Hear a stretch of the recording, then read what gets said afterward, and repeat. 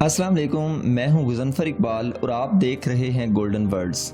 नाजरीन, दुनिया का हर इंसान सेहतमंद रहना चाहता है, लेकिन अच्छी सेहत किस तरह मुमकिन है? आज की वीडियो में हम आपको बताने वाले हैं कि आप किन बातों पर अमल करके अपनी सेहत को बेहतर कर सकते हैं।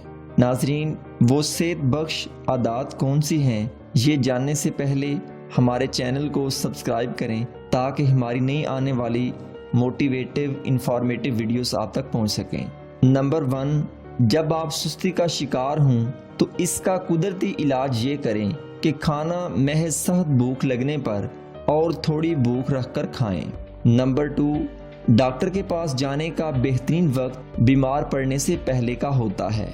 नंबर 3, अगर आप अच्छी सेहत चाहते हैं तो सैर होने से पहले खाना छोड़ दें। नंबर 4, अपने जहन को हर वक्त बीमारी की तरफ मतवजे रखेंगे तो आप हमेशा बीमार रहेंगे। सेहतमंद रहने के लिए इसके बिल्कुल बरअक्स करें। नंबर 5, बाज़ खिलाड़ी सिगरेट नोशी के इश्तिहार के लिए लाखों डॉलर मुआवजा लेते हैं, लेकिन वो लाखों डॉलर की पेशकश पर भी सिगरेट पीने के लिए तैयार नहीं होते।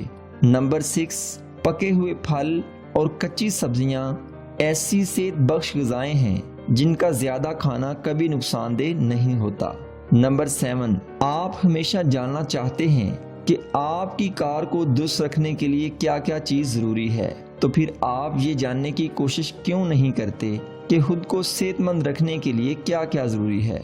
नंबर 8, कभी सर दर्द का इलाज ना करें, बल्कि जिसकी वजह से ये हो रहा हो इसका इलाज करें। नंबर 9, बहुत ज्यादा भूख लगना सेहत नहीं बीमारी की इलामत है।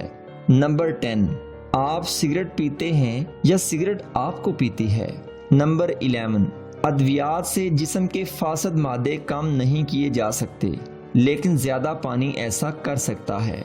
नंबर 12, मतवाजन ग़िज़ा और एक वक्त का खाना छोड़ने से आपको डॉक्टर से दूर रहने के लिए रोजाना एक सेब खाने की जरूरत पेश नहीं आएगी।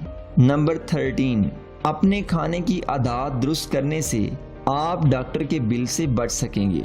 नाजरीन, इसके अलावा अगर आप भी ऐसी बातें जानते हैं जिनसे किसी की सेहत बेहतर हो सकती है तो कमेंट करके ज़रूर बताइएगा।